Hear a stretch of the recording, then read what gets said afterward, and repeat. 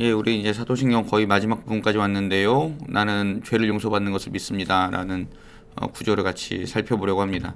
죄가 뭘까요? 여러분, 이거 전에 우리 신약 할 때 로마서 할 때 했었는데, 죄는 이 화살에 이렇게 가서 정중앙에 맞아야 되는 이 화살이 여기 가서 맞거나 여기 가서 맞거나 여기 가서 맞거나 여기 가서 맞은 거예요.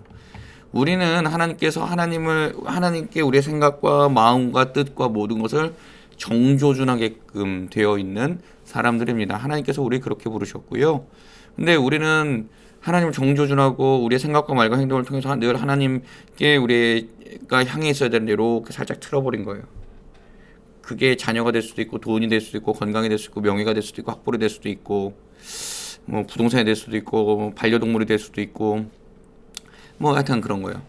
죄는 하나님께 우리의 마음을 다 향해야 되는 건데 살짝 이렇게 비껴간 것, 이게 죄다. 하나님을 오조준해서 하나님을 잘못 알아서 하나님을 잘못 믿어서 하나님과 분리된 상태, 그래서 하나님을 모르는 상태가 죄라는 거예요. 우리는 처음에 하나님께서 창조하셨을 때 아담이라는 첫 인간의 대표는 하나님을 바라보고 하나님과 대화할 수 있는 존재였어요. 근데 죄라는 놈이 들어와서 우리의 눈을 가렸고 우리의 귀를 가렸고 그다음 우리의 마음을 닫게 했죠. 예수님께서 오셔서 그 눈을 가리고 있던 것을 벗겨주셔서 밝은 눈으로 하나님을 볼 수 있게 되었고, 예수님의 말씀을 통해서 하나님의 말씀을 듣게 되었고, 우리의 마음이 하나님께로 가게 되었죠. 그게 구원이고 영생입니다. 저는 죄의 결과는 하나님과 분리되었기 때문에요. 죽음이라는 것일 수밖에 없는데, 다시 한번 이거를 좀 이렇게 설명을 해볼까요? 제가 참 좋아하는 예인데요. 나무가 한 그루 있고요. 흙이 있다라고 한번 우리 생각을 해볼게요. 나무가 그 흙의 뿌리를 깊이 박고 있으면 이 흙이 사라지지 않는 한 나무는 계속해서 건강하게 살아 있을 수 있습니다. 근데 나무가 그 흙이 기분이 나쁜 거예요. 자기 뿌리를 잡고 있는 것처럼 놔 그러고 나무가 나갔어요. 그러면은 이 나무는 어떻게 될까요? 지금 당장은 살아 있는 것 같죠. 왜냐하면은 나무 속에 있는 그 수분, 에너지 뭐 이런 것들이 남아 있어서 처음엔 살아있는 것 같은데 시간이 지나면 지날수록 저 끝에 있는 가지서부터 이렇게 말라서 들어오죠. 잎사귀가 떨어져 나가고 가지가 그 점점 부러지고 그러면서 이제 그 나무가 죽잖아요. 그거와 마찬가지예요. 인간은 하나님과 이렇게 깊이 붙어 있어야 되고 하나님과 교제하면서 살아야 되는데 인간이 하나님 싫다 그러고 떠난 것이 죄예요. 인간이 하나님 되겠다라고 했던 것이 죄예요. 그러다 보니까 하나님으로부터 오는 모든 하나님의 에너지, 하나님의 은혜를 경험하지 못해서 사람은 죽을 수밖에 없는 그런 존재가 되었어요. 근데 나무가 다시 한번 나무의 이야기로 돌아갔을 때 여러분, 나무가 다시 살려면 어떻게 될까요? 이제 자기 힘으로 못 돌아가요. 그렇기 때문에 누군가 외부에서 와서 그 나무를 흙에다가 심어줘야 돼요. 뿌리를 깊이 박게 해줘야 돼요. 사람도 하나님께로 못 돌아갔어요. 왜냐하면 죽을 수밖에 없는 존재였기 때문에. 그런데 누가 그 나무를 흙에 넣어준 것처럼 누가 우리를 하나님께로 붙여줬냐? 예수님이. 그래서 우리는 하나님과 다시 만나게 되었고요.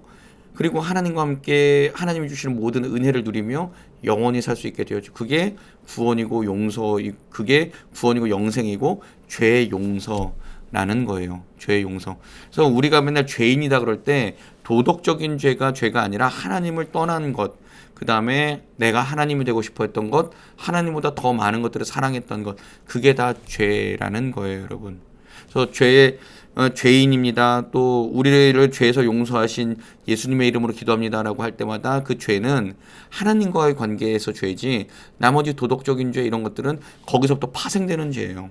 하나님과 관계가 끊어졌기 때문에 하나님의 마음을 알지 못했고 하나님의 뜻을 알지 못했고 하나님의 생각을 알지 못했고 그래서 자꾸 그 죄들을 범하는 거예요.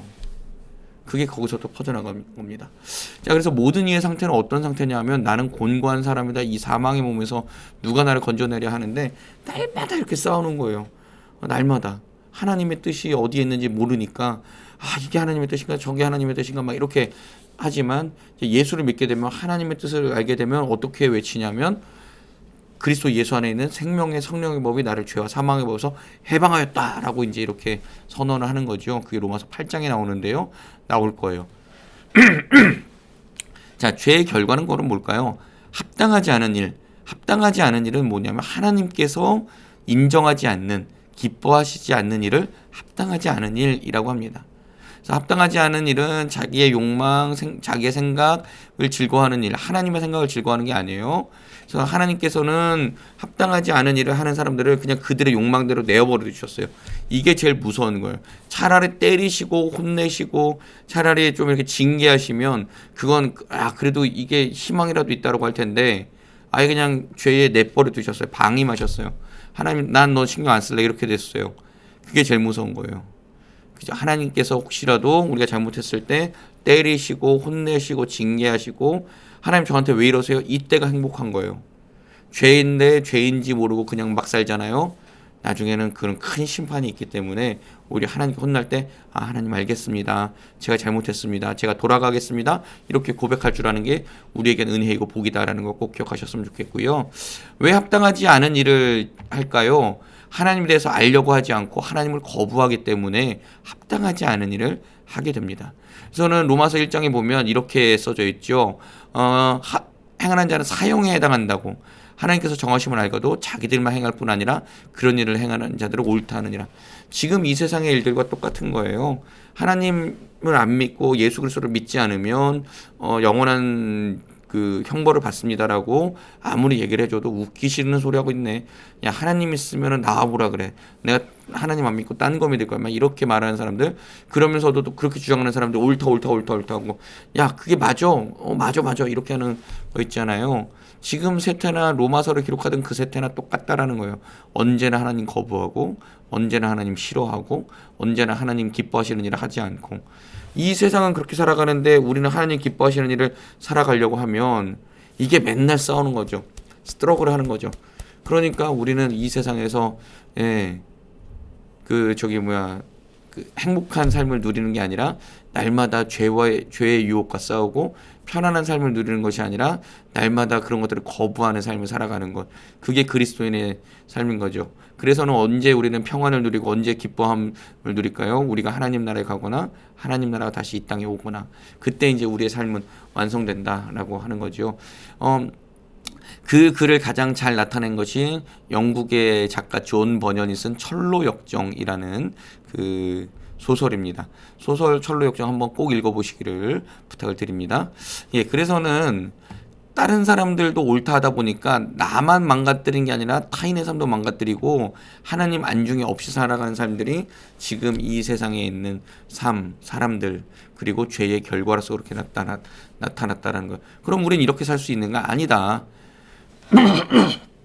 죄송합니다. 우린 이렇게 살면 안 된다라고 이제 그렇게 고백을 하는 거죠. 그래서는 그렇게 살던 사람이 어떻게 될까요? 내가 이렇게 살면 안 되는데 그 순간에 야, 나는 도대체 여기서 어떻게 벗어나? 오호라 나는 곤고한 사람이로다. 나는 이 죄악의 몸에서 벗어날 수 없도다. 막 이제 그렇게 되면 어떻게 될까요? 누군가 나를 구원해 줬으면 좋겠다. 누군가 나를 도와줬으면 좋겠다. 그때 이제 성령께서 역사하실 때 예수님이 나를 구원하셨습니다. 예수님이 나를 받으셨습니다. 예수님이 나를 위해 돌아가셨습니다. 이렇게 고백하고 구원받은 자의 길에 서게 되는 거죠. 그러면서 구원의 여정을 시작하는 거예요. 구원의 서정을 시작하는 거예요. 그런데 이것도 다 내 의지대로 할 수 없어요. 그때 성령께서 찾아오셔서 마음을 두드리시는 순간이 있어요. 막 죄악 속에 빠져 살다가 이렇게 살면 안 되는데 이런 생각이 드는 것조차도 성령께서 우리에게 찾아오셔서 그 마음을 들게 하시는 거예요. 근데 그거를 들게 하시는데도 거부하는 사람들이 있죠. 성령은 억지로 열진 않으세요. 우리의 마음을 충분히 준비될 때까지 기다리셨다가 그렇게 마음에 들 때 열어주시고 예수를 구주로 고백하게 하시고, 그래서 우리는 날마다 우리 가족들과 우리 주변에 있는 이웃들을 위해서 기도할 때 하나님 더 이상 죄악에 빠지지 않고 그 마음이 열리게 해주십시오. 하나님 성령 하나님이 찾아가셨을 때 그 마음이 열리게 해주십시오. 하나님의 때가 속히 이루어지게 해주십시오라고 우리는 중보기도 하는 거지요. 그래서는 그들을 위해서 날마다 기도할 때 언젠가 하나님께서 그 마음에 역사하시면 그들도 우리와 함께 구원받은 백성으로 살아갈 수 있다. 우리는 날마다 이 마음을 가지고 기도해야 합니다. 그래서는 그 아까 곤고한 사람이 어떻게 될까요, 여러분? 그 곤고하다고 고백했던 사람이 이제 이렇게 됩니다. 그러므로 이제 그리스도 예수 안에 있는 자에게는 결코 정죄함이 없나니 나는 이제 더 이상 그 죄악에 빠져 살지 않겠다라고 선포하는 거죠. 나는 죄악이 이끄는 대로 살지 않겠다라고 선포하는 거죠. 하나님을 인정하고 살겠다라고 선포하는 거죠. 왜냐하면 그리스도 예수 안에 있는 생명의 성령의 법이 죄와 사망의 법에서 나를 해방하였다. 그러니까 새장 속에 갇혀있던 새가 이제 놓여나서 그가 이제 막 날아가는 거예요. 그거를 이렇게 표현할 수 있는 거죠. 저는 그 구원의 방법에 이르는 가장 그 정확한 것은 입으로 예수를 주로 시인하며 하나님께서 예수님을 죽은 자 가운데 살리신 것을 내 마음에 믿으면 구원을 받는데, 사람이 마음으로 믿어 의에 이르고 입으로 시인하여 구원에 이른다. 저는 주님, 저는 죄인입니다. 주님, 저는 주님이 필요합니다. 제게 오셔서 저를 도와주십시오. 저를 구원해 주십시오라고 이렇게 고백하는 순간 우리는 구원받는다라는 거예요. 그래서는 세례 받을 때 저는 죄인입니다. 그리고 저에게는 예수님이 필요합니다. 예수님 뜻대로 살겠습니다라고 고백하는 그게 매우 중요합니다.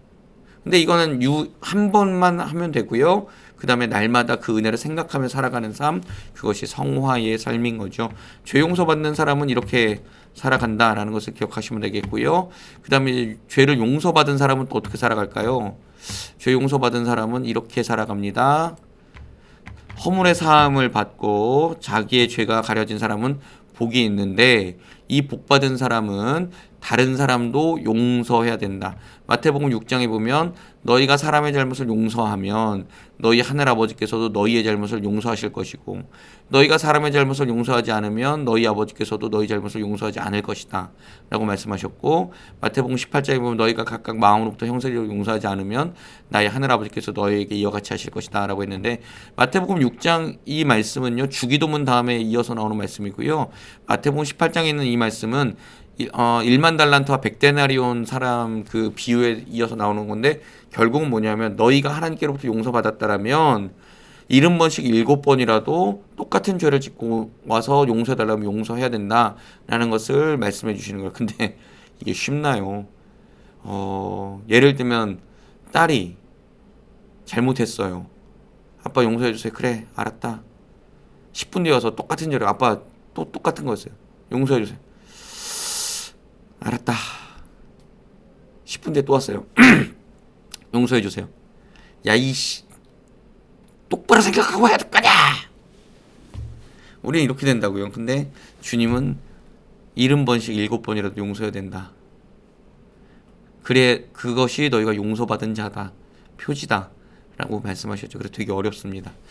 여기까지가 죄 용서, 죄를 사함받는 것과 용서받는 것을 내가 믿습니다라는 것을 고백했는데요. 죄를 용서받고 구원받으면 어떻게 될까요, 여러분? 몸이 부활하는 것도 내가 믿게 되고, 그다음에 영원히 사는 것도 내가 믿게 된다라는 다음의 구절도 당연히 이어서 이해가 됩니다. 다음 구절은 다시 한번 살펴보도록 하겠습니다. 감사합니다.